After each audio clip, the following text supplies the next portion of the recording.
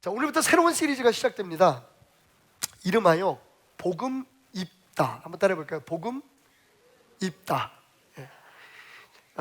지난 9주 동안에 사이에 좀 간격이 있었습니다만 9주 동안 우리가 로마서 1장부터 11장까지의 말씀을 통해서 멋지다 복음, 복음이 얼마나 멋진 것인지라고 하는 것에서 함께 그런 타이틀을 가지고 우리 시리즈로 공부를 했었습니다.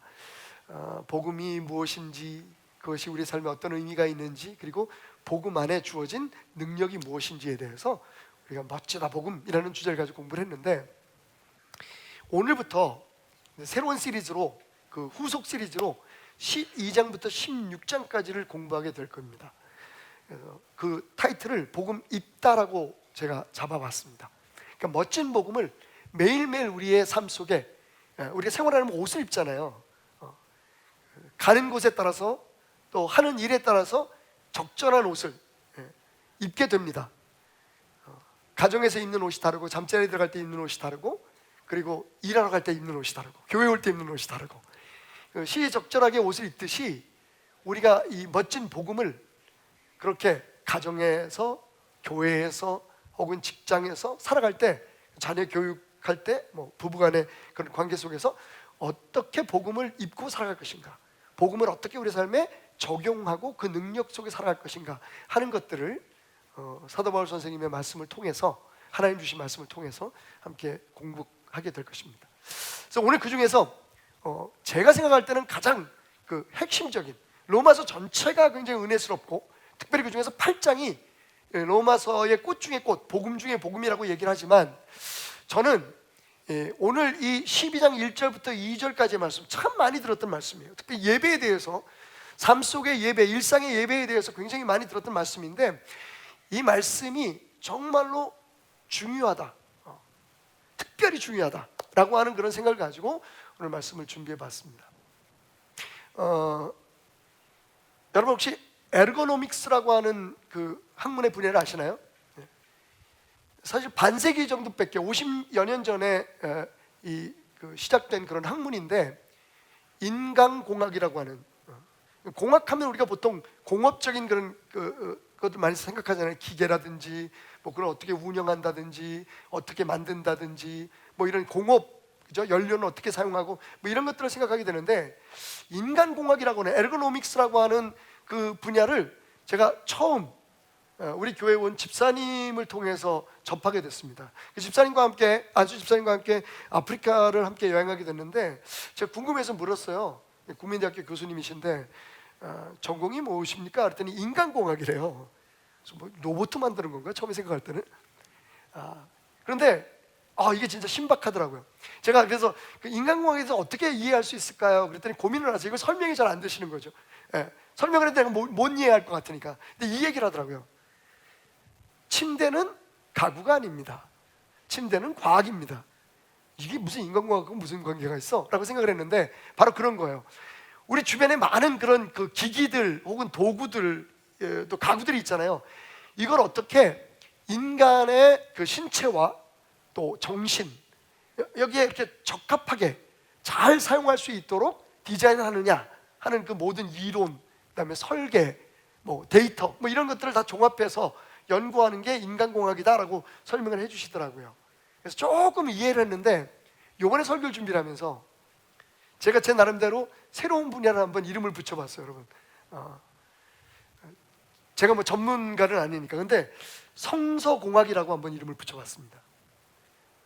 성서공학, 다시 말하면 하나님의 말씀을 어떻게 우리의 삶에 효과적으로 적용할 수 있는지를 한번 좀 공학적으로 접근해보자. 그러니까 이론뿐만 아니라 실제적으로 어떻게 말씀이 작동할 수 있는지, 그걸 어떻게 우리의 삶에 정말 적용할 수 있는지를 한번 연구해보는, 생각해보는 그런 분야가 있으면 좋겠다. 그래서 성서공학이라고 하는 이름을 처음 붙여봤는데, 혹시 누가 사용했는지 모르겠습니다만 제가 알아본 바로는 처음 사용하는 것 같습니다. 만약 오늘 말씀을 듣고 여러분 전문가들 많으시니까, 우리 아까 제가 말씀드렸던 그 인간공학의 전문가이신 우리 반용환 교수님, 우리 교회 계신데, 사실 우리나라에 몇 분 안 계십니다. 근데 들어보시고 목사님 그건 아닌데요라고 생각하시면 빨리 말씀해 주시면 제가 인터넷에서 싹 빼겠습니다. 근데 이 인간, 제가 성서공학이라고 하는 이야기를 사실은 사용하고 싶었던 건, 여러분 정치공학이란 들어보셨죠? 정치공학이라는 말 많이 듣잖아요.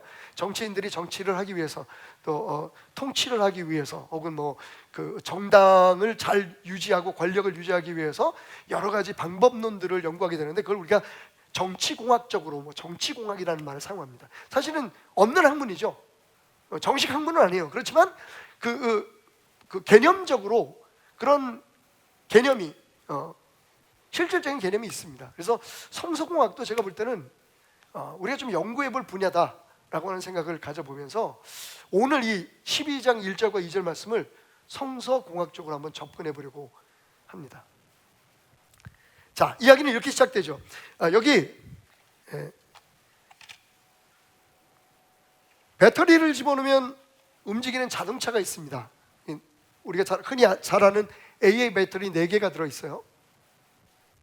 참고로 이 자동차를 협찬해 주신 최용목 집사님께 감사를 드리면서, 최 집사님은 차가 여러 개 되어 있다요. 타고 다니는 건 하나고 전부 다 장난감들. 어쨌든 이 차가 여러분 배터리로 가죠.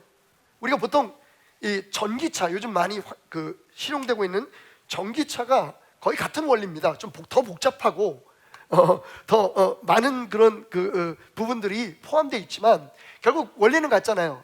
그래서 전기차가 배터리로 갑니다. 배터리에서 공급되는 전기로 자동차가 움직이게 되죠.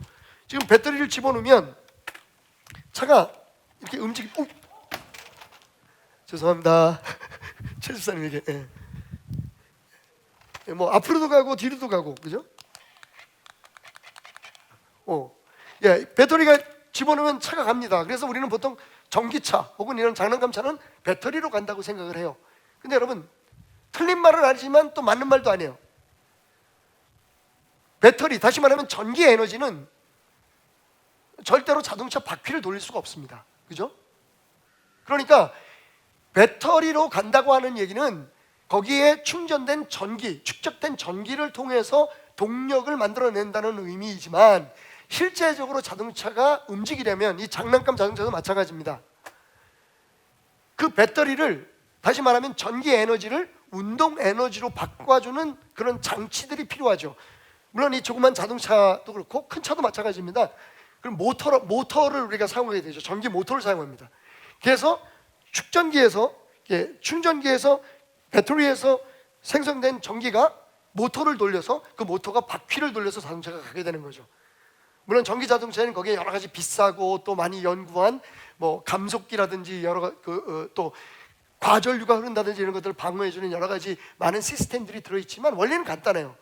전기 에너지를 운동 에너지로 바꿔서 바퀴를 돌립니다. 그러면 차가 앞으로 가고 뒤로 가고, 그 이제 작동 기어에 따라서 움직이게 되는데, 그걸 우리가 구동장치라고 얘기를 해요. 구동장치. 드라이빙 기어라고도 얘기를 하고 액티브 기어라고도 얘기를 합니다. 근데 이게 없으면 차는 움직이지 못해요. 에너지 있습니다. 차도 있습니다. 그런데 구동장치가 빠져버리면 차가 움직이지 않는 거죠. 무슨 말이냐 하면, 우리가 복음의 능력을 압니다. 복음의 능력이 있어요. 아멘. 하나도 안 해도 있는 건 있는 겁니다. 죽어도 있는 겁니다. 복음의 능력이 있어요. 하나님께서 우리에게 거저 주신 놀라운 은혜와 섭리가 그 안에 담겨 있는데, 여러분, 하나님께서 그냥 우리를 구원하신 걸로 끝난 게 아니에요. 하나님의 자녀로 만드신 걸 끝난 게 아닙니다. 그 일을 위해서 십자가에 예수 그리스도를 못 박게 하시고 십자가의 죽으심으로 우리를 구원하실 때에 하나님의 자녀가 된 우리에게 주어지는 능력들이 있단 말이죠. 복음의 능력입니다. 이게 복음의 능력이 있어요. 그런데 문제는 이 복음의 능력이 우리의 삶에 적용이 되고 있느냐가 문제입니다. 20년, 30년을 믿어도 복음의 능력을 삶 속에 적용하지 못해요. 달라지는 게 별로 없습니다. 조금 나아지는 것으로 만족하지 마십시오. 제가 지난번에 말씀드렸죠. 예수 그리스도가 우리를 위해서 십자가에 못 박혀 죽으시고 부활하신 것은 우리한테 조금 옛날부터 착하게 살고 잘 살라고 하신 게 아니에요. 체인지가 아니라 트랜스포메이션. 그냥 사는 방식이 좀 달라지고, 사는 모습이 좀 달라지고, 어휘가 좀 달라지고, 이건요, 여러분, 복음이 아니래도 세상에서 훈련받고 스스로 어떤 자극을 받고 깨달음이 있어서, 동기가 있어서 어디 가서 훈련받으면, 김창욱 선생님이나 김미경 선생님 같은 데 가서 배우면 달라져요. 기독교의 복음의 능력은 그 정도 아닙니다, 여러분. 트랜스포메이션, 우리가 아주 새로워지는 거예요. 전혀 다른 사람으로 바뀌는 겁니다. 아멘이 안 나오는 게 당연해요. 경험을 안 해봤으니까.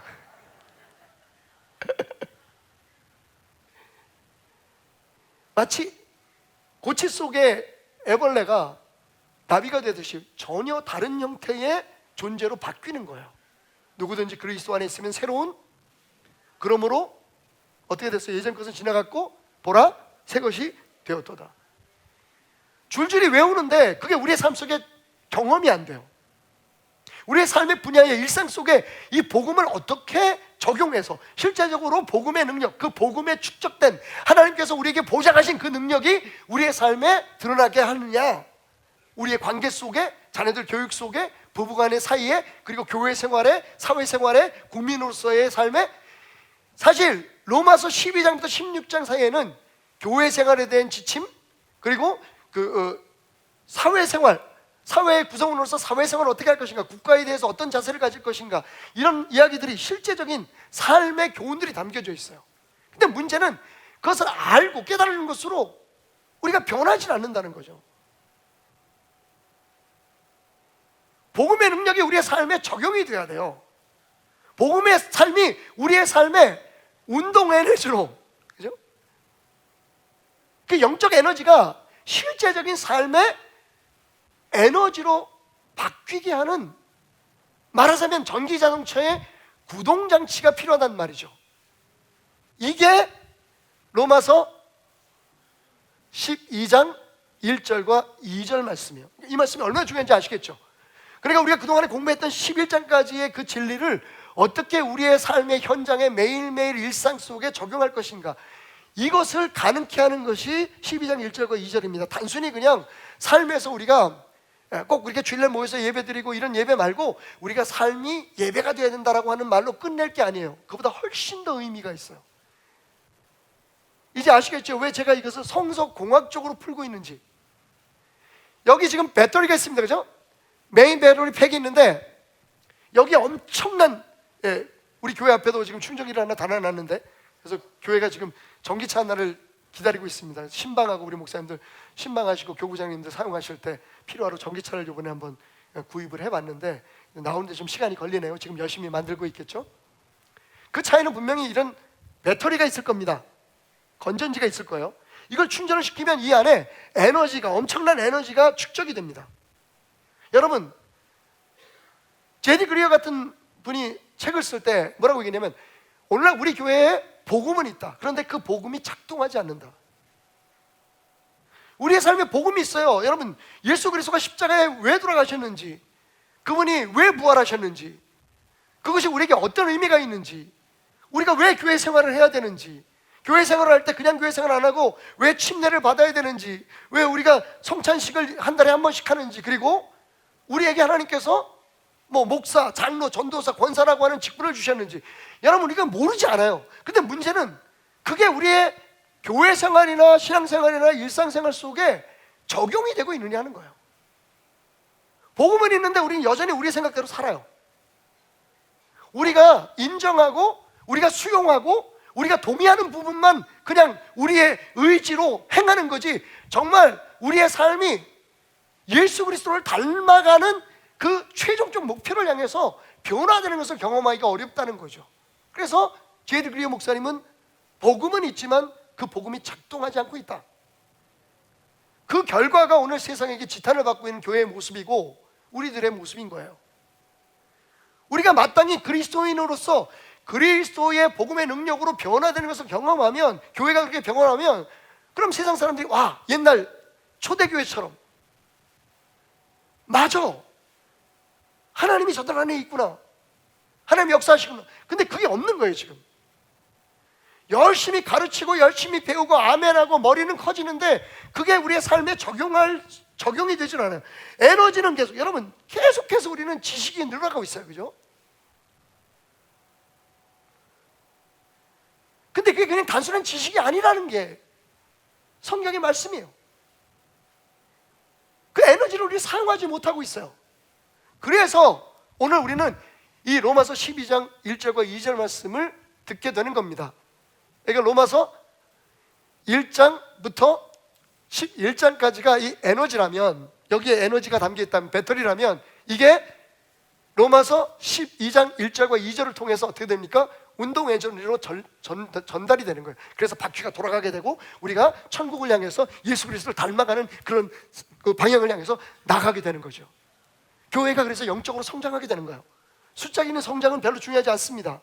그것도 필요하지만 중요한 건 정말 하나님의 사람으로 성장해가는, 그래서 세상의 빛과 소금이 되는 교회로 성장하기 위해서는 반드시 로마서 12장 1절과 2절, 이 구동 장치와 같은 말씀의 적용이 필요하다는 거죠.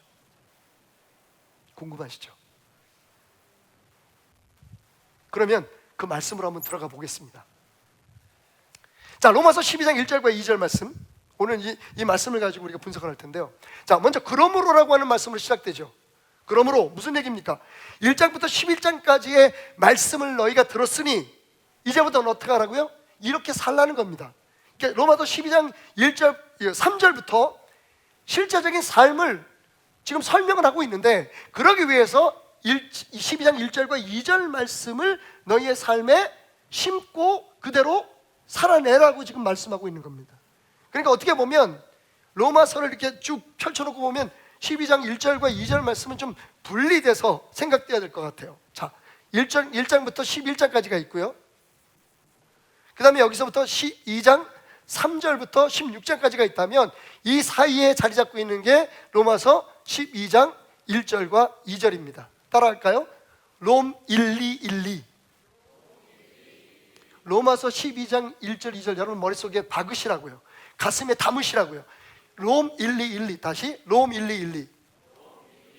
네. 롬 1212가 사실은 우리의 삶에 십자가의 능력, 보혈의 능력, 하나님의 사랑의 능력, 이런 것들을 실천하게 만드는 가장 중요한 핵심적인 구동장치다. 이렇게 하면 된다 라고 하는 말씀을 여러분에게 드리는 겁니다. 자, 그게 뭐라고요? 그러므로부터 시작되는 말씀이에요. 그러므로, 그러니까 이렇게 들었으니까, 알았으니까 이제 그렇게 살아라 이거예요. 어떻게? 어떻게 살라고 얘기합니까? 너희 몸을 하나님이 기뻐하시는 거룩한 산 제물로 드려라 라고 얘기하죠. 근데 그게 뭡니까? 너희가 드릴 영적 예배다. 이건 마땅히 그렇게 드려야 된다는 거예요. 그러니까 산 제물로 드리는 삶은 영적 예배와 등식입니다. 같습니다. 산 제물로 드리는 게 우리가 드려야 될 영적 예배예요. 자, 여기서 지체하지 않고 설명을 좀 드리자면, 여기서 영적이라는 얘기를 하면 사람들이 좀 신비스럽게 생각해요. 항상 우리는 영적이라는 말을 하면 좀 신비스럽잖아요. 그죠? 그런데 사실은 번역에 약간의 문제가 있습니다. 뭐 굳이 잘못된 번역이라고 말씀드리고 싶지는 않지만, 정확히 말해서 이 영적이라는 단어는 reasonable, 합리적이라는 뜻이에요. 합당하다는 뜻입니다. 이거 여러분들이 잘 아시는 그 로고스라고 하는 말 있죠? 말씀이 육신을 입으니라 라고 말할 때 그 말씀, 이게 로기켄이라는 단어를 사용하고 있는데, 우리가 말하는 영적이라는 말이 헬라어로 로기켄인데, 로기켄이 로고스라는 말에서 파생된 거예요. 그러니까 말씀에 입각한 합리적인 이라는 뜻을 가지고 있어요. 그래서 우리가 생각하는 것처럼 영적인 예배, 그러니까 우리가 어떤 형식을 갖추지 않은 그냥 예배로 이해하시면 안 됩니다. 이건 실제적인 예배인데 어떤 예배냐? 하나님의 말씀에 입각한 정상적인 그리스도인들이 드려야 할 예배를 뜻하는 거예요. 그게 뭐냐면 바로 산 제물로 우리를 드리는 겁니다. 근데 이 산 제물이라는 말도 재밌죠? 제물은 원래 죽여서 드리는 겁니다. 그런데 산 제물, 즉 복수로 living sacrifices라고 하는 이 산 제물이라는 건 그 단어 자체에 모순이 있는 거예요. 당연히 사도 바울이 산 제물로 드리라고 하나님의 말씀을 받아서 말할 때, 적을 때, 제물은 구약 시대에 우리의 죄를 대신해서, 그죠? 하나님 앞에 나아갈 때에 하나님 앞에 기쁨이 되기 위해서 우리가 죽이는 짐승들을 뜻해요. 먼저 생명을 끊습니다. 움직이지 못하도록. 배를 가르고 그 안에 있는 내장들을 꺼내고 깨끗하게 씻어서 각을 치죠. 그래서 제단 위에 올려놓고 불을 지릅니다. 그게 제물이에요. 그런데 오늘 사도 바울이 뭐라고 얘기하냐면, 너희가 복음을 알았으면 너희의 삶은 living sacrifice로 드리라는 겁니다. 살아있는 제물이 되어라고 얘기합니다. 그게 너희가 말씀대로 합당하게 드려야 할 예배가 된다. 이해가 되시죠? 자, 그런데 여기 또 하나가 있어요. 그럼 그 내용이 뭐냐 도대체?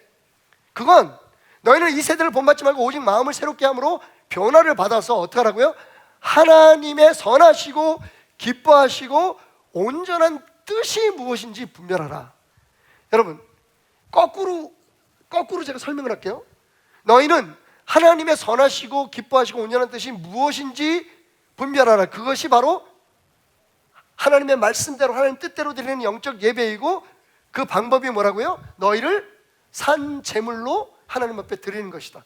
그러니까 여태까지 우리가 생각하고 배웠던 것하고는 조금 다른 관점에서 로마서 12장 1절과 2절 말씀은 사실은 떼어넣어서 이해하면 안 됩니다. 이걸 두 가지의 설교로 이야기하시는 분들이 많아요. 위에는 영적 예배, 우리가 삶 속에서 삶이 예배가 되게 하는 것, 뭐 찬양으로 하면 부르신 곳에서 뭐 어디서나 내가 하나님을 예배하겠습니다 이런 뜻으로 이해하고, 두 번째는 내가 세상에서 세상의 그런 세태나 이런 걸 본받지 않고 내가 변화받아서 살겠습니다, 그렇게 살아야 됩니다, 그리스도인은 다르게 살아야 된다고 이해를 하게 되는데, 사실은 이 두 구절은 하나의 말씀입니다. 다시요, 우리는 당연히 하나님이 선하시고 기뻐하시고 온전한 뜻이 무엇인가를 알아야 돼요. 그죠? 그게 뭐냐면 하나님 앞에 영적 예배를 드리는 삶인 거예요. 말씀대로 합당한 예배를 드리는 거예요. 주일날 이렇게 모여서 드리는 예배뿐만 아니라 우리 삶의 현장에서 그 예배가 이루어져야 되는데, 그 예배는 무엇이냐? 우리 자신을 하나님 앞에 산 제물로 드리는 거예요. 여기서 제물이라고 원래 개역성경에는 제사라고 번역됐었는데 이걸 제물로 바꾼 이유가 있어요. 제사 형식이 아니라 우리 자신을 드려야 된다는 거예요. 우리가 예배를 드린다 그러면 여러분, 예배 순서가 머릿속에 기억이 되잖아요, 그죠? 그런데 하나님이 받으시는 건 예배 순서가 아니에요. 그 예배의 여러 가지 순서를 통해서 드려지는 뭘 받으세요? 우리 자신들을 받으시는 거잖아요. 아멘?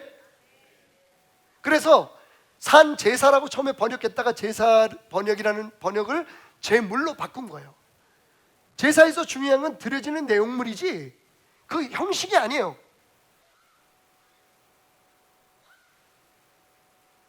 자, 그렇다면 지체하지 말고 다음 단계로 넘어가야죠. 이 산제물은 도대체 뭐냐? 산제물로 드린다는 개념이 뭐냐? 세 가지를 기억하시면 됩니다. 우리가 우리의 몸을 산제물로 드린다. 우리의 삶의 모든 영역에서입니다. 이건 그냥 주일날 나와서 예배 드릴 때 내가 여기 와 있으니까 내 몸을 하나님 앞에 드리는 거지, 이게 아니라 여러분이 아침에 일어나서 생활하고 잠자리에 들어서 잠자는 순간조차도 여러분이 어디에선가 무엇을 하든 여러분이 관계를 맺게 되고 여러분들의 삶에 어떤 일들이 벌어지잖아요. 이 모든 현장에서 사실은 우리가 산 제물이 되어야 된다는 얘기예요. 산 제물처럼 생각. 다시 말하면 자녀들을 교육할 때도 여러분이 하나님 앞에 산 제물이 된 자세로 자녀를 교육하고, 부부간의 갈등을 해결하는 문제도 내가 산 제물이 돼서 해결이 돼야 되고, 요즘은 국가적으로 여러 가지 많은 다른 의견들이 있지만 나라에서 하는 일 혹은 정권이나 정부에서 하는 일에 대해서 대할 때도 우리가 산 제물이 되어야 된다는 거예요. 그래서 12장 1절 2절을 공부하고 난 후에 이어지는 말씀에 그 분야별로 우리가 어떻게 살아야 되는지, 산 제물이 되는 것이 무엇인지를 설명하고 있어요. 산 제물이 된다는 건 뭘까요? 첫 번째, 자발적 헌신을 얘기합니다. 죽은 제물은, 구약의 제물은 자기가 스스로 걸어가서 제물이 될 수 없어요. 그죠? 이미 죽은 몸이에요. 생명이 끊어졌어요. 그런 짐승들은 사람을 위해서, 하나님과 사람 사이의 관계를 해결해 주기 위해서 그냥 제사장들이 그 고기 들어다가 제단 위에 올려놓으면 그냥 끌려가는 거예요. 혹시 여러분 그렇게 믿음 생활하고 있지는 않으시죠? 살아있는 제사라는 건 자기 발로 가서 드리라는 거예요. 자발적으로 드리라는 거예요. 이게 사실은 하나님을 섬기는 일에 있어서 가장 중요한 일입니다. 이게 종교와 기독교 참 신앙을 구별하는 가장 중요한 거예요. 누가 시켜서, 어쩔 수 없어서, 체면 때문에, 그 외에도 내가 어떤 것을 얻기 위해서 이렇게 끌려다니거나 이렇게 어쩔 수 없이 피동적으로 가서 드려지는 제사는 하나님이 받으시는 합리적이고 말씀대로 드리는 제사가 아니라는 겁니다. 가인과 아벨의 제사를 생각해 보시면 되겠죠? 형식적으로는 완벽했어요. 하나님 말씀대로 한 것 같지만 중요한 게 뭡니까? 하나님 뭐라고 말씀하세요? 가인이 삐져서 하나님 앞에 원망을 하죠. 아니, 나도 애쓸 만큼 애썼어요. 나도 교회에 충성했고 나도 열심히 예배드리고 빠지지 않았는데 왜 나에게는 하나님께서 벌을 주십니까? 하나님께서 뭐라 그러세요? 성경에 보면 가인과 가인의 재물을 받으셨다 그래요. 하나님은 재물이 목적이 아니에요. 종종 목사나 교회는 재물이 필요해요. 하지만 그럼에도 불구하고 우리가 흔들리지 않고 또 여러분들의 신앙을 왜곡시키기 안해서 정말로 몸부림치는 게 뭐냐면 정말 중요한 건 여러분의 가슴이다. 여러분의 심장이다. 여러분의 삶을 드려야 된다는 것을 강조하는 거죠. 잘못하면 내가 이렇게 함으로써 내가 내 삶을 못 드리니까 교회 열심히 못하고 봉사도 못하고 그러니까 목사님들 월급 주고 교회 운영하고 그리고 선교하는 데 돈 쓰라고 나는 돈을 줬으니까 내가 섬김을 다 했다고 생각할 수 있어요. 그 마음도 잘못된 건 아니지만 정작 중요한 건 하나님은 당신을 원하시는 거지 당신의 돈을 원하신 적이 없어요. 거기에는 항상 이런 유혹이 붙죠. 남들보다 더 많이 하면 더 많은 복을 받을 거야. 이젠 안 속으시죠 여러분? 베델교인이라면 그런데 속으면 안 돼요. 그건 종교예요. 예수님은 한 번도 무엇인가를 우리에게 요구한 적이 없어요. 우리가 기뻐서 드리는 거지. 성경에 보십시오. 예수님께 치료를 받고 죽었다 살아난 사람들이 예수님을 따르고 예수님한테 물질을 드리고 예수님의 시간을 드리고 예수님을 위해서 먼 곳에 가서 선교하고 목숨을 내놓고 끝까지 충성했던 이유는 그 은혜에 감격하고 감사해서지 그걸 통해서 무엇인가를 얻거나 누리기 위해서가 아니었다는 거예요. 산제사로 드린다는 건 자발적이어야 된다는 거예요. 힘들고 어려워도 좀 더 기다릴게요. 우리 교회는 기다리기로 결심했습니다. 어떤 사람들은 그래요. 아니 뭐 일을 뭐 시켜야지 하지.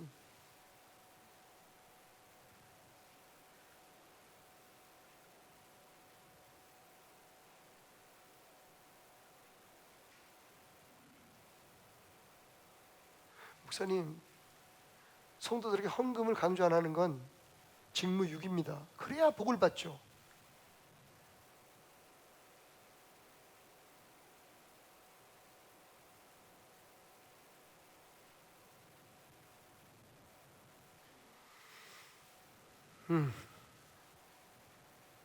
자발적이어야 돼요.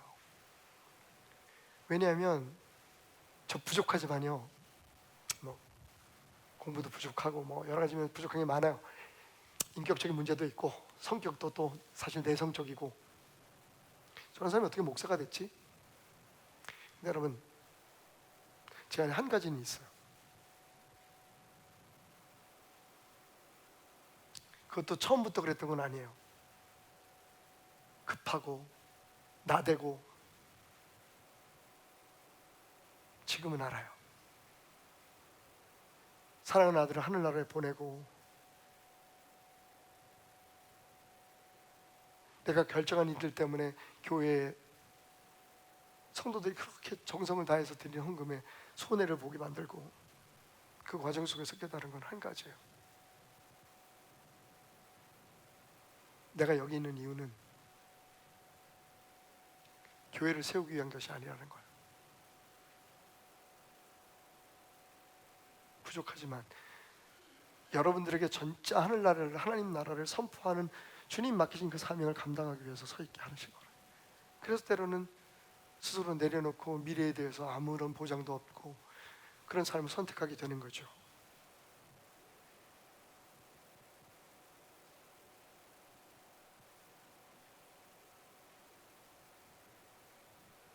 그런 관점에서 보면 여러분은 참 잘하고 계세요.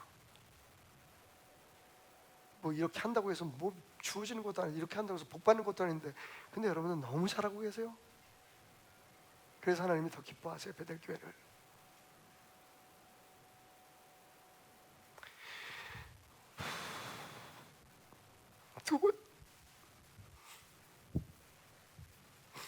두 번째로 리빙 세크리파이스는 몸으로 드리는 거라고 얘기했잖아요.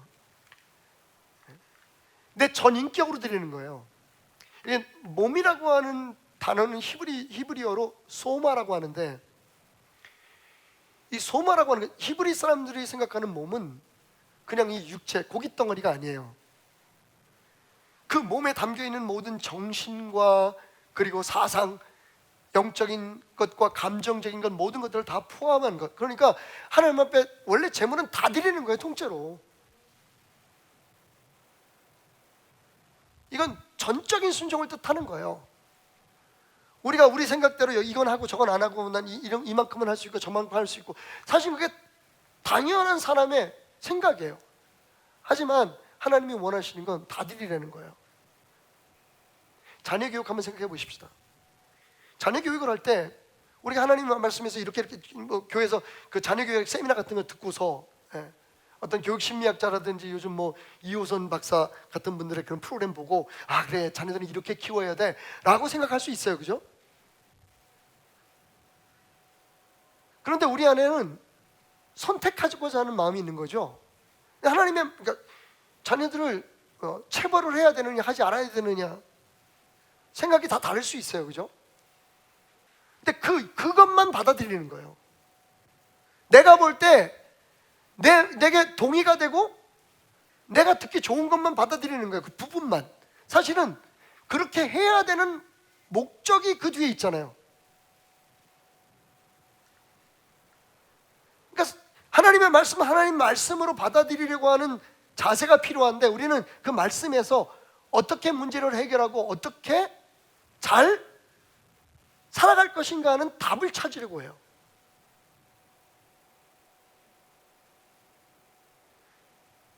그러니까 선택적인 거예요.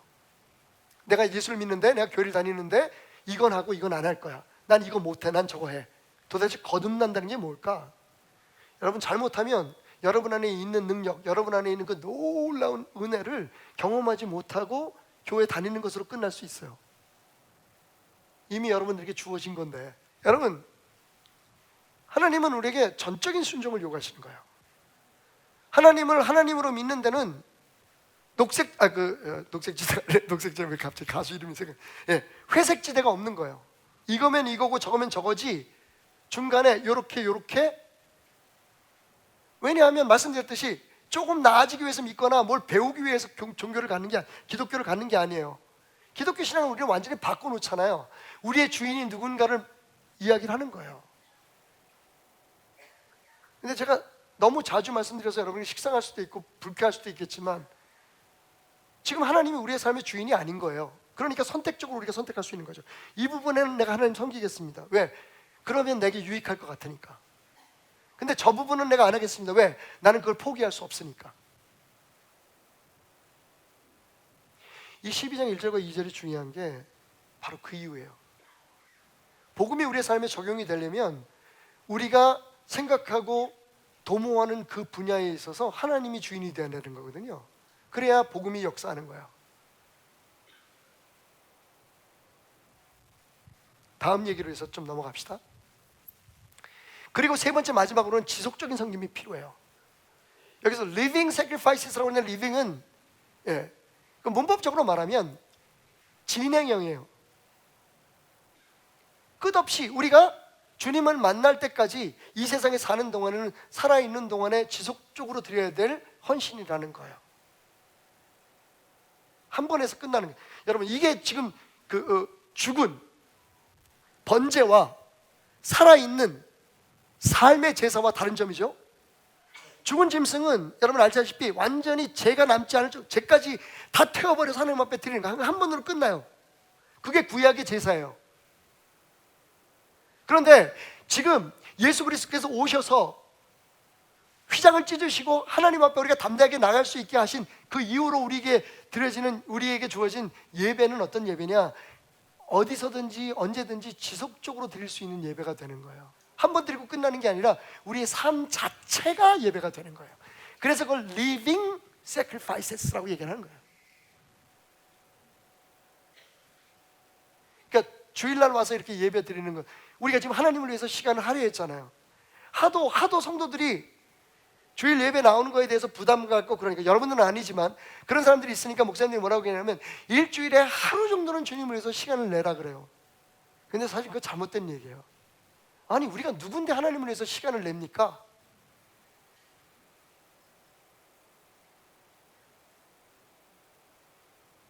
우리 시간에 하나님을 뜯어 맞춰. 하나님, 나 주일날 교회 갈 테니까 그날 거기 계세요.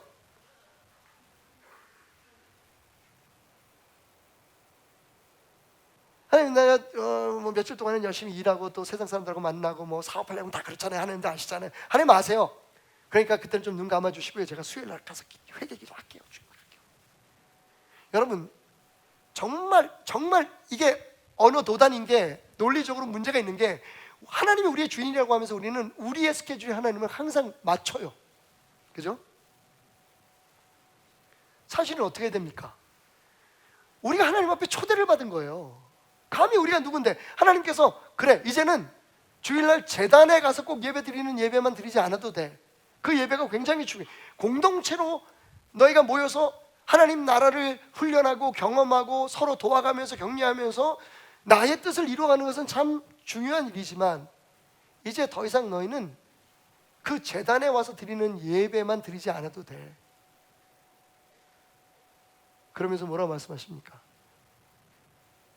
내 곁에 와. 여러분, 이젠 제단이 아니라 하나님의 곁이에요. 오늘 이 예배가 정말 아름다운 예배가 될 수 있는 이유는 뭐냐면, 교회에서 드려서가 아니에요. 지금 여러분 곁에 하나님이 함께 하십니다. 여러분 안에 하나님 계세요. 그러니까 하나님의 임재 속에 우리가 초청을 받았다고 생각을 해야 되는데, 이게 얼마나 사람들이 교만하고 어리석은지, 내가 시간을 정해놓고 우리가 정해놓은 시간에 하나님 보고 오시라 그래요. 오소서 성령님. 누가 주인이에요? 좀 이해가 가시죠? 그래서 사도 바울이 얘기하는 거예요. 그거 합리적인 예배 아니야. 그건 성경에서 말하는 예배 아니야. 그건 니네들이 종교적으로 드리는 행사일 뿐이지. 니네들 스케줄에 맞춰서 정해놓은 시간에 정해놓은 순서로 나는 그냥 거기 가서 앉아만 있으면 되는 거지?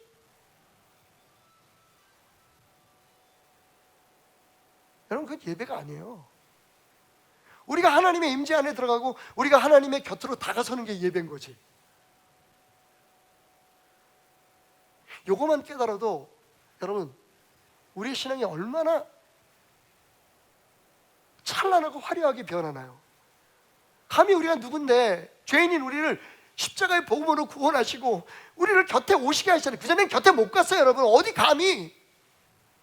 하나님은 거룩하시고 우리는 거룩하지 않은 존재, 하나님을 예배할 수 없었어요. 근데 여러분, 우리가 보고 들었잖아요. 부활하실 때에 휘장이 찢어졌어요. 근데 안 들어가려고 그래. 거기 저 주일날만 들어갈게요. 에이, 난 못 들어가요. 죄가 많아서. 아직 해결하지 못한 삶의 문제가 많아서 못 들어가요. 여러분, 예수님이 몸을 찢어서 우리를 들어오라고 하시는데, 여러분, 중요한 건 우리의 스케줄에 하나님을 초청하는 게 신앙 아니에요?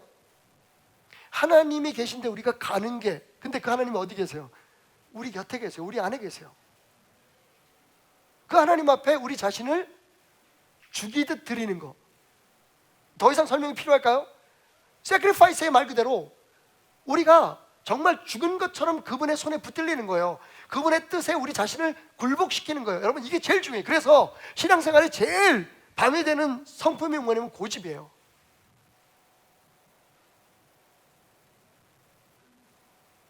고집에서 나오는 교만이에요. 난 그거 안 해도 돼.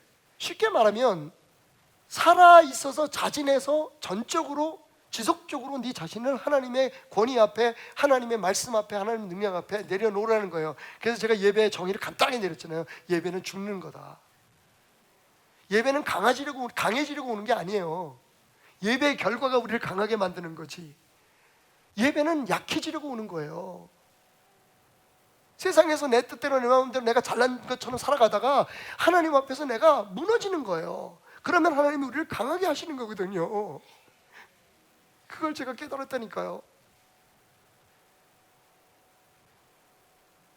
모든 우리의 삶의 영역과 분야에서 그렇게 우리 자신을 하나님의 권위 앞에 내려놓으라는 거예요. 우리 뜻대로 자식들 키우려고 하지 말고, 우리 뜻대로 부부관계를 해결하려고 하지 말고, 가정생활 하려고 하지 말고, 사업도 그렇고 하나님 뭐라고 하나님 뜻대로 되시옵소서. 예수님이 그렇게 하셨잖아요. 내 뜻대로 마옵시고. 아버지, 예수님이 생각이 없거나 감각이 없거나 감정이 없으신 분이 아니었단 말이에요. 근데 그분 앞에 내 뜻을 굴복시키는 거잖아요. 이게 안 되니까 복음이 우리의 삶에 전달이 안 되는 거예요. 하나님이 역사하지 않는 거예요. 이 말씀 생각하시면 돼요. 예수님께서 사마리아 우물가의 여인에게 이렇게 말씀하십니다. 너희가 때가 되면 이 산이나 어디 뭐 성전에서 예배 드리지 않을 때가 된다. 그때는 하나님이 너희를 찾아올 거다. 무슨 얘기예요? 너희들이 지금 하나님을 찾아가면서 예배를 드리지만 하나님이 그때는 예배하는 너희를 찾아오실 거다. 제가 한 말을 기억하세요? 하나님 곁에 가는 게 예배라고. 근데 그 조건이 뭡니까? 하나님은 영과 진리로 예배하는 자들을 찾아오시는, 여러분 하나님이 찾아오시는 분이에요. 이렇게 예배를 드리면, 이렇게 살면 우리의 삶의 어떤 분야이든지 하나님께서 우리를 찾아오신대요. 그리고 그분이 함께 하시면 해결되는 거예요. 오늘 아침에 시간이 좀 이르긴 하지만 손흥민 선수가 축구를 한다 그래가지고 일찍 깼는데 오늘 출전을 안 했어. LAFC가 졌어요. 여러분, 김정주 목사라는 분이 세상에서 굉장히 많이 이제 생활을 하다가 이제 늦게 목사가 된 분인데, 안녕 기독교라고 하는 책을 썼어요. 기독교 신앙이 진짜 바른 신앙인지 자기가 방황하면서 깨달았던 것들을 적어놓은 책인데 꽤 흥미로워요. 거기 이런 예화가 있습니다. 동네에서 축구를 하는데 상대편 팀이 국가대표도 아니고 뭐 정식 축구선수도 아닌데 너무 잘해. 그래서 전반전에 6대0으로 졌어. 그런데 어떻게 약속이니까 이제 10대0으로 지든 11대0으로 지든 일단은 게임을 해야 되니까 터덜 가고 있는데 갑자기 누가 내 오른쪽 어깨를 툭툭 치는 거야. 돌아보니까 여러분, 메시예요. 메시. 플로리다에서 날라왔어. 딱 보는 순간 메시, why are you here? 그랬더니 메시가 그러는 거예요. 너 돕기 위해서 내가 니네 팀에서 뛰어줄게. 가슴이 터질 것 같죠? 야, 이것들은 이제 끝났어. 6대0이고 뭐가 없어 이제. 그래서 신이 나서 메시의 손을 잡고 딱 경기장으로 들어가려는데 누가 또 왼쪽 어깨를 툭툭 치는 거야. 누구게요? 손흥민이 또 왔어. 왜 바쁘실 텐데 어떻게 여기? 내가 도와줄까요? 우리 같이 뜁시다. 여러분, 그러면 그때부터 내가 해야 될 게 뭘까요? 딴 거 없어. 그냥 패스만 하면 돼. 그죠? 10대0이고 15대0이고 상관없어. 그냥 메시한테 주고 손흥민한테 주면 다 끝나, 게임은. 여러분, 우리는 삶의 문제를 찾으려고 해요, 자꾸만. 근데 우리의 힘으로는 어떻게 해결이 안 돼. 경제적인 문제, 혹은 내 개인적인 어떤 삶의 문제, 자녀들 교육, 이거야말로 정말 골치 아픈 얘기죠. 교회 생활, 내 생각이 맞질 않아. 도대체 내가 어느 교회를 가야 돼? 그래도 이게 그 중에 제일 낫다. 항상 차선을 선택해서 다니죠. 근데 우리는요, 성경에서 답을 찾으라 그래. 삶에서 기도하면서 답을 달라 그래. 근데 여러분, 진짜 답이 뭔지 알아요? 하나님의 임재입니다. 하나님은 임재로 답하시기를 원하세요. 그 임재 속에 우리를 초청하시는 거예요. 그게 성경의 수많은 인물들이 하나님을 만나면서 경험한 것들이에요. 다른 종교는 답을 원해요. 3,000번 전하면 자녀가 서울대 합격할 거다. 답을 원해요. 그런데 하나님 뭐라고 말씀하시냐면 나하고 함께 있재요. 내가 너와 함께 있어 줄게라고 말씀하세요. 손흥민, 메시가 우리하고 함께 있으면 끝나는 것처럼 하나님의 임재가 답인 거예요. 거기서 아무리 전략을 짜면 뭐 하겠어요? 어떻게 이겨 우리가? 저 팀은 너무 잘하는데. 근데 이길 수 있는 방법이 있다니까. 아니, 안 이겨도 좋은 방법이 있다니까. 여러분, 평생에 메시하고 손흥민하고 같은 팀에서 이야, 하나님과 함께 팀이 돼서 하나님이 우리 임재, 그러니까 하나님의 임재가 답인 거예요. 따라합시다. 하나님의 임재가 내가 구하는 답이다. 그게 성령에 충만한 거거든요. 근데 성령에 충만한 것도 그동안에 잘못 배웠어. 우리가 성령 충만하면 무슨 문제를 해결할 수 있는 능력이 생기다고 생각해. 여러분, 성령의 충만함 자체가 그게 답인 거예요. 그래서 내가 내 삶에 하나님이 약속하시고 보장하신 그 복음의 능력들이 행해지기를 원한다면 내 자신을 내려놔라. 하나님이 그 문제에 지금 가장 좋은 방법으로 역사하고 계신다는 것을, 모든 것이 합력하여 선호하게 하신 그분이 지금 당장 내 눈에 마음에 들지 않고 내가 받아들일 수 없는 일조차도 다 하나님의 뜻대로 지금 이루어가고 있으니까 내가 하나님의 말씀을 더 깊이 보고 하나님 뜻하는 대로 음성을 들어서 그 기능이 우리에게 있는 거예요. 왜요? 여러분, 로마서 8장 9절 말씀을 그냥 간과하지 마세요. 뭐라고 얘기합니까? 만일 너희 속에 하나님의 영이 거하시면 너희가 육신에 있지 아니하고 영에 있나니 누구든지 그리스도의 영이 없으면 그리스도의 사람이 아니래요. 여러분, 그리스도의 맞습니까? 하나님의 자녀 맞습니까? 왜 답을 못해? 왜 답을 못하는 거야? 얼마만 되겠니? 여러분 그리스도인 맞습니까? 그러면 여러분 안에 성령님이 계신 거예요. 만약에 성령님이 안 계신데 여러분들이 그리스도인이라고 생각하면 그건 착각인 거죠. 그 성령님이 우리 안에 계세요. 성령님이 우리 안에 계신 이유가 뭡니까? 예수님 말씀하셨어요.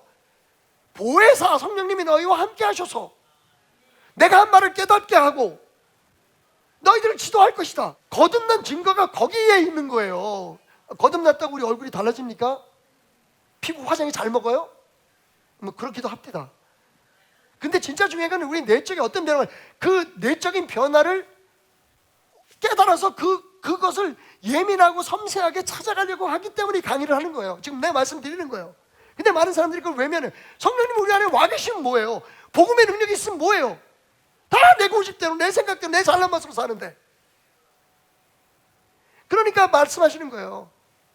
내가 지금 길고 지루할 정도로 꼼꼼하게 복음에 대해서 얘기했다. 근데 그 복음이 너의 삶에 이루어지기 위해서는 너희가 산 제사로 하나님 앞에 드려줘야 된다.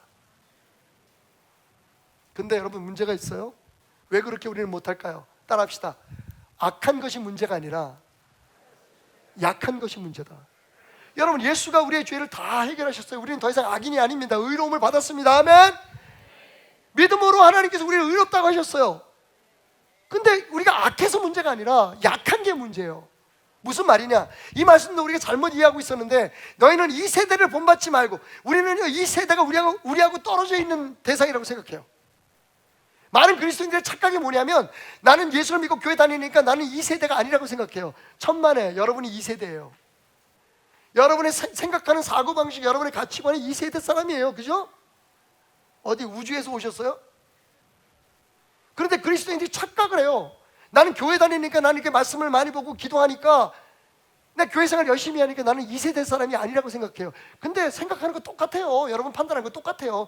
교회 안에서 행동하는 거 똑같아요. 그러니까 사람들이 이 말씀을 오해하니까 나는 이 세대를 본받지 말아야 된다고 생각해요. 나는. 근데 아니에요. 여러분, 여러분이 이 세대예요. 제가 이 세대예요. 그러면 이게 무슨 말일까요? 이 세대를 본받지 말라는 영어는 conform이거든요. con이라고 하는 말은 with, form은 form이에요. 모양. 그러니까 이 세상 사람처럼 살지 말라는 거예요. 비록 우리가 이 세대 속에 들어있고 이 세대의 사상과 이 세대의 가치관에 쩔어있지만 그대로 살면 안 된다는 거예요. 그러니까 우리는 악한 게 문제가 아니라고 생각해요. 우리는 이미 의인이 되었습니다. 문제는 뭡니까? 의인처럼 살 용기가 없는 거예요. 그렇게 하면 손해볼 것 같고, 그렇게 하면 망할 것 같고, 그렇게 하면 사람들이 우습게 볼 것 같고, 그렇게 보면 예수님처럼 취급당할 것 같아. 좋은 일 실컷 하고 침뱉음 당하고 싸대기 맞고. 여러분, 문제는 우리가 악한 게, 우리는 이미 새로운 피조물이 됐어요. 말씀대로 여러분들이 아멘하고 믿는다면, 그러면 그 삶이 살아나줘야 되는데 우리가 약한 게 문제예요. 그래서 저는 여기서 마음을 새롭게 하라는 말을 마음을 강하게 하라는 말로 바꾸어서 여러분들에게 이해시켜드리고 싶어요. 여러분 알잖아요, 하나님 기뻐하시는 게 뭔지. 지난해를 나서 후회하잖아. 내가 그때 말 한마디 그렇게 하지 말걸, 그 사람한테 이렇게 하지 말걸. 내가 그때 장로인데, 내가 권사인데, 내가 집사인데. 근데 그걸 못 살아내잖아요.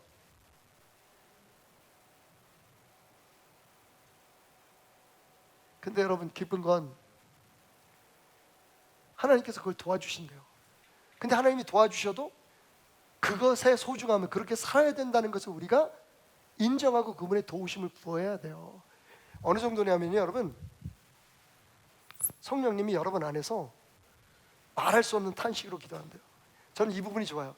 우리가 마땅히 기도할 바를 알지 못할 때, 이건 남의 얘기인 줄 알아요. 많은 사람들이 나는 지금 내가 기도하는데 자녀들을 위해서, 가정을 위해서, 사업을 위해서 나는 지금 기도하는 제목이 이런 게 있어. 여러분, 그게 진짜 하나님이 원하시는 기도인지 바른 기도인지 아닌지 어떻게 알아요? 다 자기 생각에 쩔어 있는 거잖아요 지금. 그게 하나님이 원하시는 건지 어떻게 알아요? 그러니까 사실 우리 기도는 이미 성령님의 도우심을 한번 걸어져 가기 때문에 성스럽고 아름다운 거예요. 그게 성령님의 역할이에요. 우리 기도의 대부분은 잘못됐어요, 여러분. 내 새끼 잘 되면 누구 하나는 잘 못 되겠네? 그게 하나님 뜻이에요? 내가 하나님한테 이만큼 드릴 테니까 하나님 나 저만큼 주세요. 하나님이 두꺼비예요? 사실 이렇게 얘기할 때 불쾌하신 분들이 계실 수 있어요. 근데 거기서 벗어나셔야 돼요. 우리가 왜 거기서 벗어나지 못하냐면, 잘 살고 싶은 욕망, 세상에서 잘 되고 싶은 욕망, 사람들에게 칭찬받고 싶은 욕망이, 그게 이 세대의 생각이에요. 모든 사람들이 다. 그래서 교 중에서 제일 많이 믿는 교가 뭐라고요? 비교라 그랬잖아요.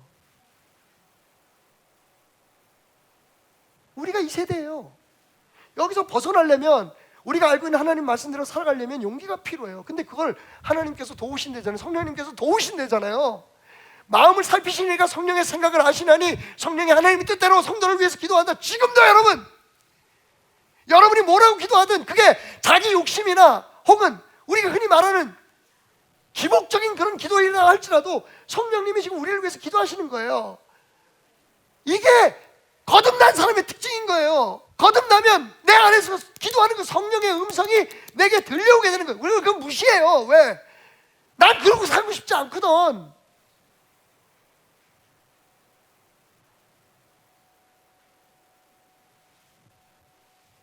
여러분,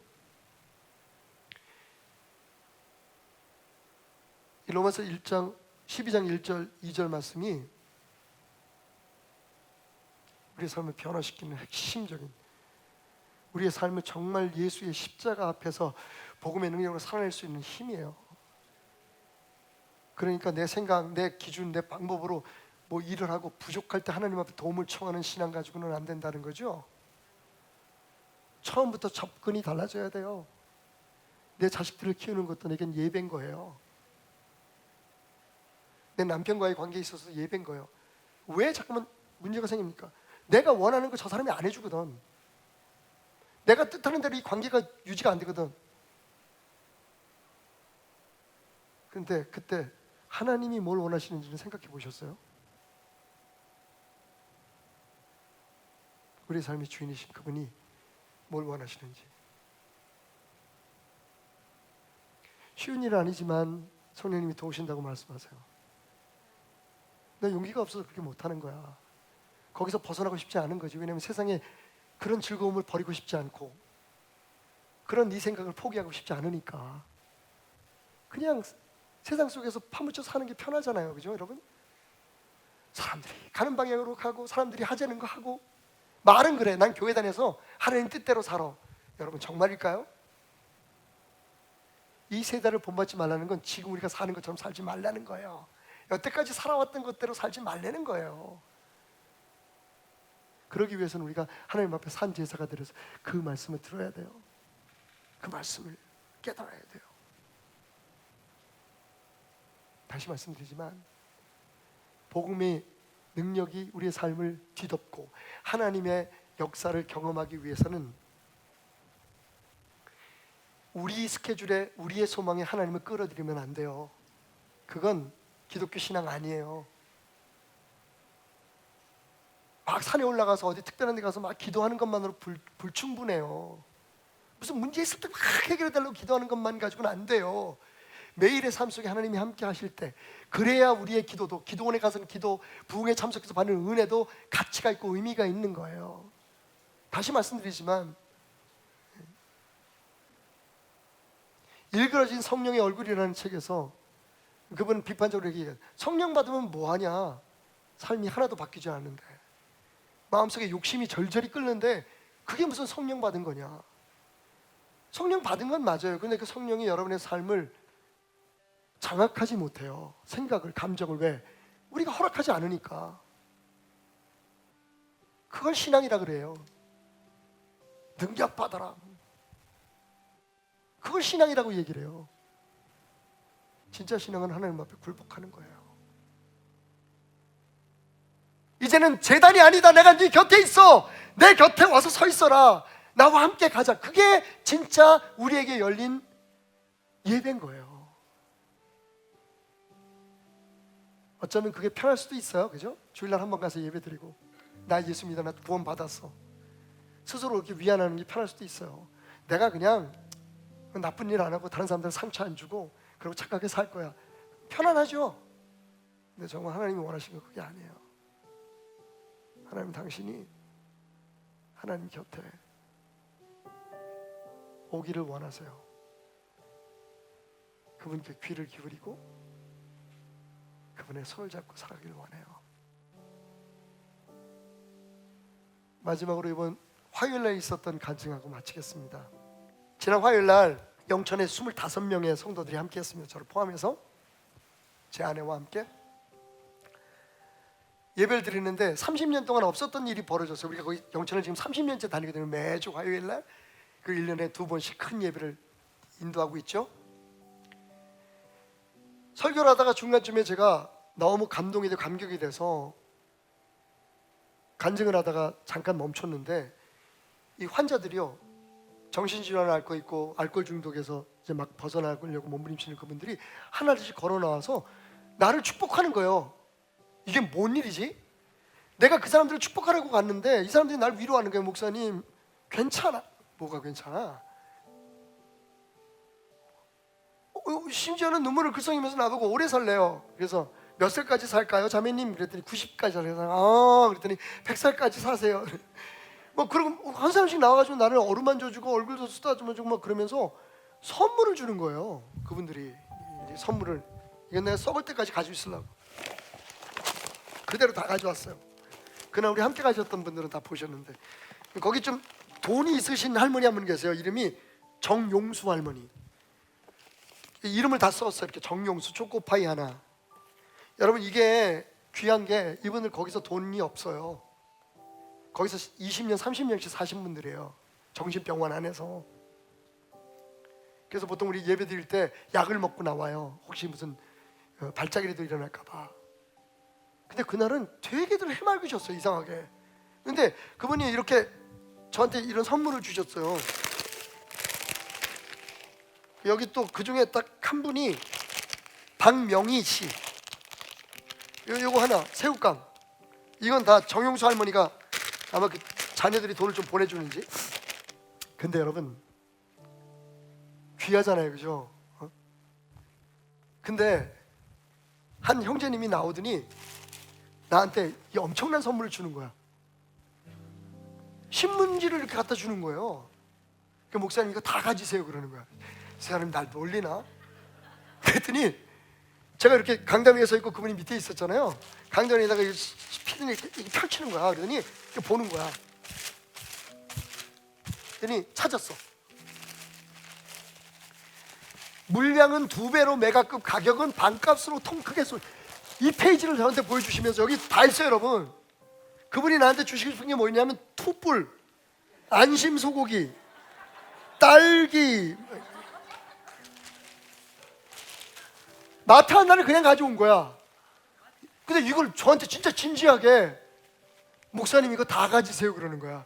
제가요 울컥했잖아요. 내가 세상에 이런 선물 받아본 적이 없어. 여기서 개별적으로 하나씩은 받아봤는데 이걸 주면서 저한테 끄덕끄덕하고 맛있게 먹으래. 그럼 제가 뭐라고 대답하겠어요? 그래서 예 감사해요. 그리고 그분이 갔더니 이제 마지막 선물 뭐가 또 하나 오는데, 이게 뭐냐면 망고 드링크. 아마 우리 교회에서 가신 분들은 기억날 거예요. 이게 뭐냐면 우리 교회에서 준 거예요. 그분들에게 햄버거. 그래서 성도님들이 참 교회를 잘 섬겨주셔서 선교원금에 여유가 좀 있어가지고 제가 이번에 좀 선물을 잘했어요. 그러니까 햄버거에다가 너겟하고 뭐 이렇게 해서 주고, 그다음에 간식으로 과자하고 이 드링크를 줬는데, 이걸 손에 꼭 잡고 있다가 다들 먹잖아요. 그 자리에서 혹시 사고가 날까봐 그 자리에서 먹고 가라 그래요. 먹다가 이제 매일 분들도 계시고 그럴까봐. 근데 이걸 이렇게 손을 꼭 잡고 있다가 걸어 나오더니 정말 수줍게 저한테 이걸 이렇게 내밀면서 목사님 이거 맛있어요. 그날 지금 목이 안 좋았거든요. 약간 영상에서 보셨지만 목사님 이거 드세요 그러는 거예요. 근데 우리가 가져온 건데 드셔야 자매님. 저 안 먹어도 돼요. 목사님 이거 드세요. 저는 그날 진짜 예배를 봤어요. 예수님이 그 동전 몇 입는 과부를 바라보시면서 삶의 모든 것을 다 드리지 않았느냐고 말씀하셨던 걸 이해했어요. 자기 마시라고 준 이게 어떻게 돈으로 환산될 수 있겠습니까? 나 안 먹어도 되니까 목사님 드세요.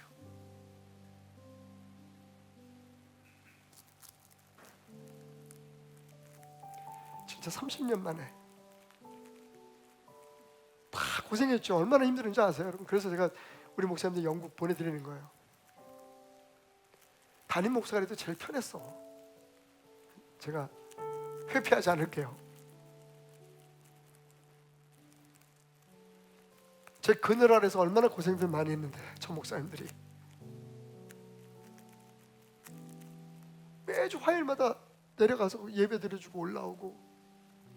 근데 우리 다 같이 고백했어요. 우리 참 잘했지? 어쩌면 그날 그 자매에게는, 그리고 저 신문에 있는 모든 것들을 제게 선물로 준 그 형제님에게는 우리하고 좀 정신세계가 다르지만 정말 자기가 가지고 있는 모든 걸 다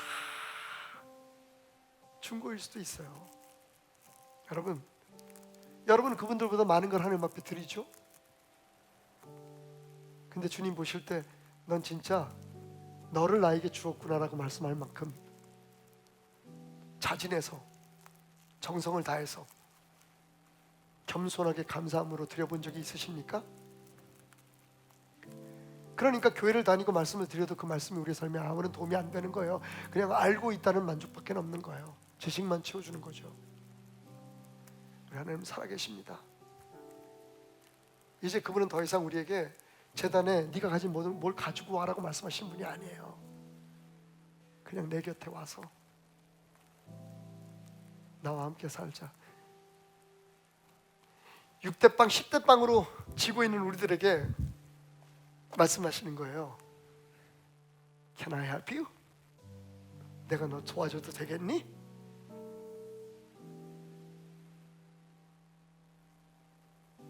거룩한 산제사. 여러분, 알고는 있어야 돼요. 그리고 그렇게 살려고 해야 돼요. 그러면 여러분 교회 생활도 달라질 거고 가정 생활도 달라질 거고 여러분 하는 모든 일이 달라질 거예요. 그때는 내가 하는 일이 아니라 하나님이 나와 함께 하시는 일이 될 테니까요. 성령 충만, 성령이 도우시는 은혜를 간구하시는 오늘 하루가 되기를 소원합니다.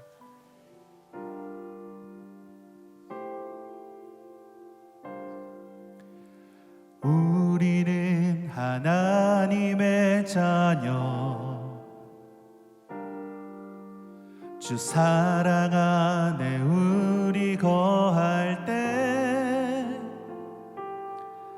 주님 나를 사랑하신 것 같이 우리도 서로 사랑할 수 있네. 우리는 주의 몸된 교회, 뭐든지 제가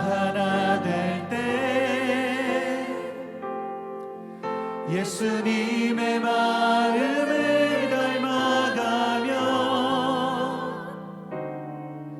고통과 즐거움 함께 나누네. 하나님 안에서 우리 서로 이어져 주가 거하실 성전이 되네.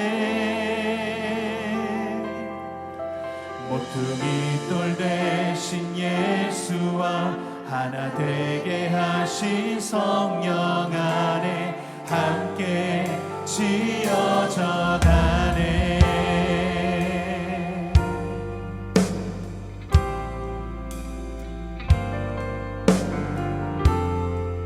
우리 한 번 더 찬양으로 이 시간 나아가겠습니다. 우리는 하나님의 자녀, 우리는 하나님의 자녀. 주 사랑 안에 우리 거할 때 주님 나를 사랑하신 것 같이 우리도 서로 사랑할 수 있네. 우리는 주의 몸된 교회. 뭐든지 제가 하나 될 때 예수님의 마음을 닮아가며 고통과 즐거움 함께 나누네. 하나님 안에서 우리 서로 이어져 주가 거하신 성전이 되네. 모퉁이 돌 대신 예수와 하나 되게 하신 성령 안에 함께 지어져가. 우리 한 번 더 하나님 안에서 우리 서로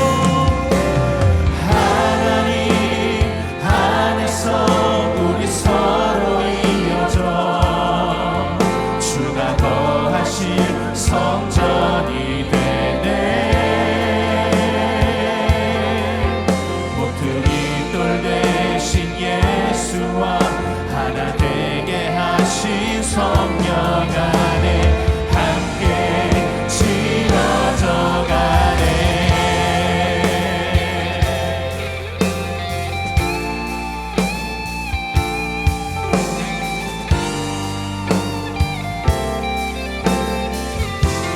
모퉁이 돌 대신 예수와 하나 되게 하신 성령 안에 함께 지어. 우리 목소리 높여 한번 더 찬양합니다. 하나님 안에서 우리 서로 이어져 주가 거하실 성전이 되네.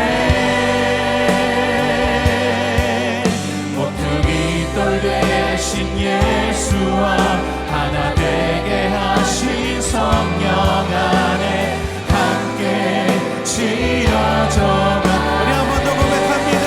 하나님 안에서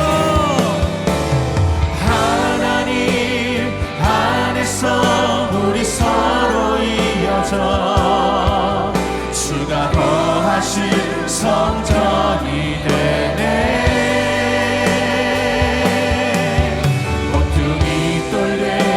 예수와 하나 되게 하신 성령 안에 함께 지어져가. 우리 마지막으로 한 번 더 하나님 안에서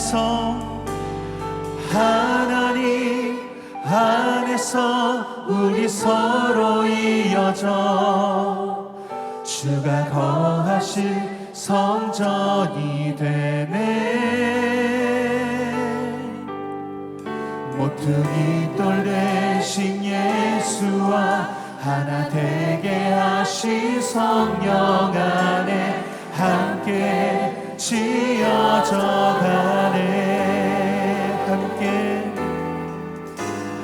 함께 지어져가네.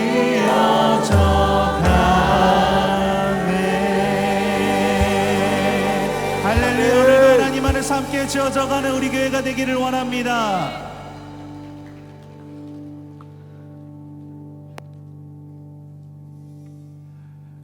오늘도 언제나 우리를 향한 하나님의 큰실한 그 크신 사랑이 함께하기를 소망합니다. 우리 다 같이 일어나서 이 시간 같이 박수치며 하나님 앞에 기쁘게 찬양하겠습니다.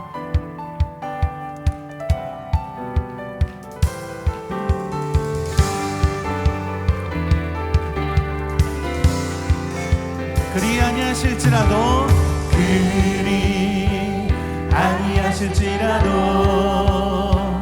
감사해요. 주님 뜻을 믿기 때문이죠. 그리 아니하실지라도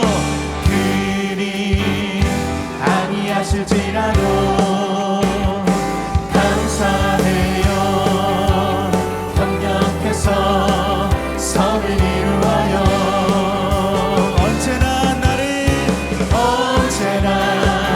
나를 향한 신실한 사랑, 우리를 향한 그 크신 사랑, 우리가 함께 높이며 주를 찬양해. 할렐루야. 하나님께 영광. 우리 한 번 더. 그리 아니하실지라도 감사해요.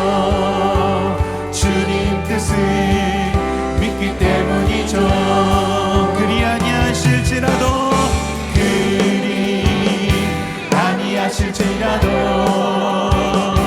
감사해요. 협력해서 선을 이루어요. 언제나 나를 향한 신실한 사랑, 우리를 향한 그 크신 사랑, 우리가 함께 높이며 주를 찬양해. 할렐루야. 하나님께 영광. 한 번 더. 언제나 나를 향한 신실한 사랑, 우리를 향한 그 크신 사랑, 우리가 함께 높이며 주를 찬양해. 할렐루야. 하나님께 영광. 할렐루야. 하나님께 영광. 할렐루야. 하나님께 영광. 할렐루야. 오늘도 우리와 함께 하신 주님께 감사의 박수로 영광 올려드립니다. 할렐루야.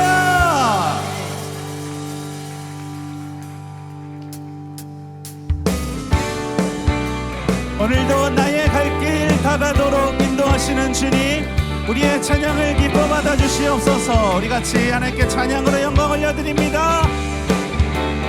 나의 갈 길 다가도록 예수 인도하시니, 내 주 안에 있는 그 길 어찌 의심하리요. 믿음으로 사는 자는 하늘 위로 받겠네. 무슨 일을 만나든지 만사형통하리라. 무슨 일을 만나든지 만사형통하리. 무슨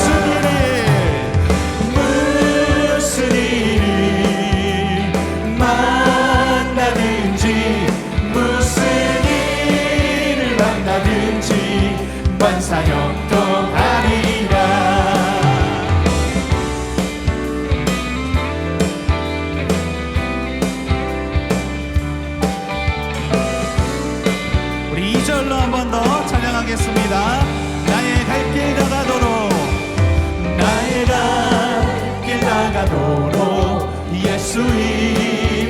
인도하시니 어려운 일 당할 때도 족한 은혜 주시네. 나는 심히 고단하고 영혼 매우 가난한 나의 앞에 반석에서 샘물 나게 하시네.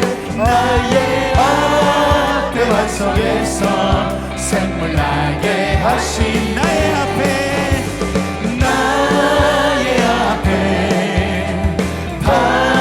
반석에서 나의 앞에 반석에서 샘물 나게 하신 나의 갈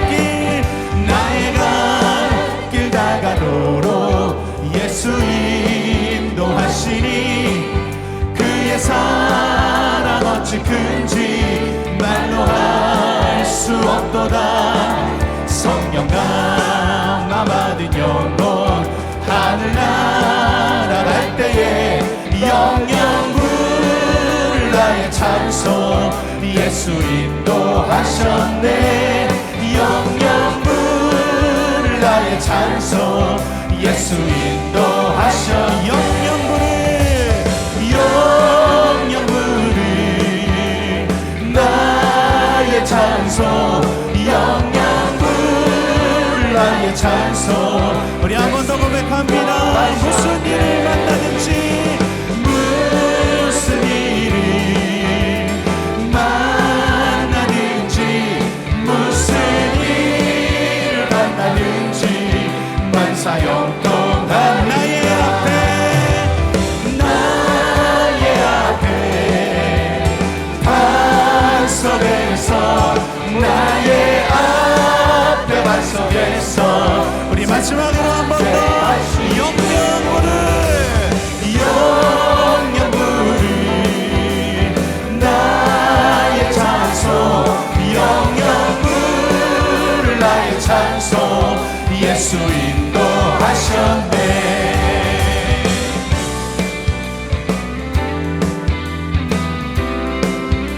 오늘도 나의 갈 길을 인도하시는 주님 감사합니다. 우리의 찬양을 주님 기뻐 받아 주시옵소서.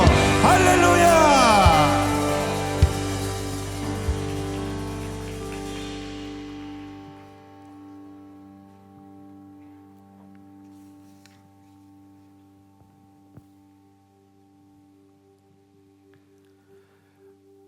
오늘도 나의 갈 길을 인도하시는 주님, 전능하신 그 하나님의 이름을 높여 찬양합니다. 아멘.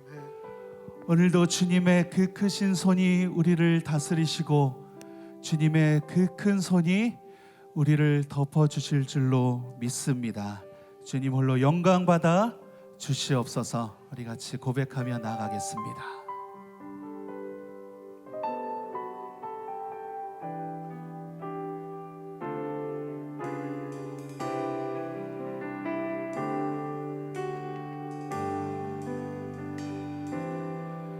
전능하신 우리 하나님, 삶에 가득한 주님의 통치 보호하시고 지켜주시네. 복 주시고 인도하시네. 살아계신 우리 하나님, 삶에 가득한 주님의 임재 불러주시고 채워주시네. 들으시고 응답하시네. 주의 손이 붙드시네. 흔들리는 우리의 삶을 주의 손이 고치시네.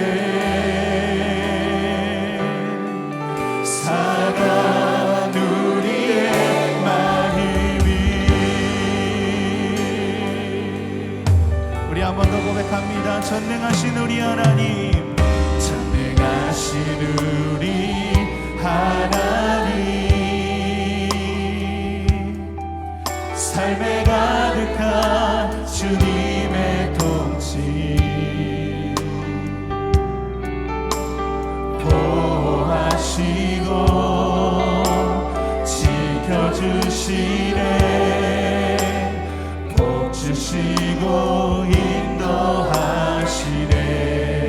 살아계신 우리 하나님 살아계신 우리 하나님 삶에 가득한 주님의 임재 불러주시고 채워주시네 들으시고 응답하시네 주의 손이 붙드시네 흔들리는 우리의 삶을 주의 손이 고치시네 상한 우리의 마음을 주의 손이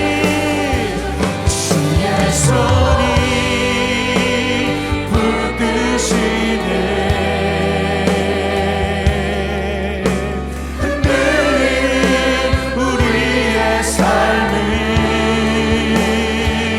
주의 손이 고치시네 상한 우리의 우리 한 번 더 고백합니다 주의 손이 붙드시네 흔들리는 우리의 삶을 주의 손이 고치시네 상한 우리의 마음을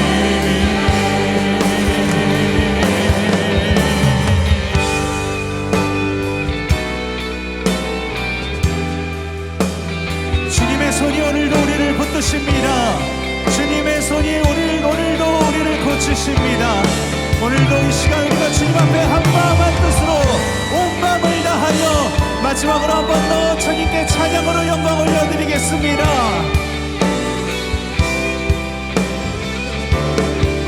주의 손이 붙드시네 주의 손이 붙드시네 흔들리는 우리의 삶을 주의 손이 고치시네 상한 우리의 마음을 상한 우리의 마음을 상한 우리의 마음을 상한 우리의 마음을 할렐루야 주님께 박수로 영광 올려드리며 주님께 찬양으로 영광 올려드립니다.